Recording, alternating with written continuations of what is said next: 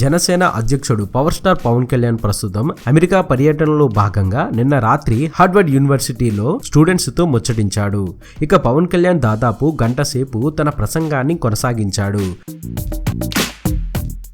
నిజంగా పవన్ ప్రసంగం ఒక అద్భుతం అని చెప్పాలి. ఇక ఆయన మాటల్లో చెప్పాలి అంటే రాజకీయాలపై పెద్దగా ఆసక్తి లేదని, కాకపోతే సమాజాన్ని చదవడం నాకు ఇష్టం. సినిమాల్లో నేను ఎప్పుడూ సౌకర్యంగా ఫీల్ అవ్వలేదు. ఎక్కడ అన్యాయం జరిగినా సైలెంట్గా కూర్చోలేనని తెలిపాడు.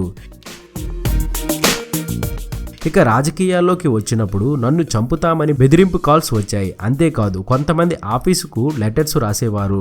అందులో బూతులు తిడుతూ ఏంట్రా నువ్వు ఏమనుకుంటున్నావురా అంటూ లెటర్స్ వచ్చాయి. అయితే వాటిని నేను భయపడతానా? భయపడేవాడినైతే ఇక్కడ దాకా వచ్చేవాడినా? నాకు జాగ్రత్త ఉంది, కానీ భయం లేదు. రోజు చావడం కంటే ఒకే రోజు చనిపోతే బాగుంటుంది కదా, అందుకే భయం లేదు అంటూ మాట్లాడాడు. పవన్ స్పీచ్ ఇస్తున్నంతసేపు అభిమానులు ఈలలో వేస్తూ బాగా ఎంజాయ్ చేశారు.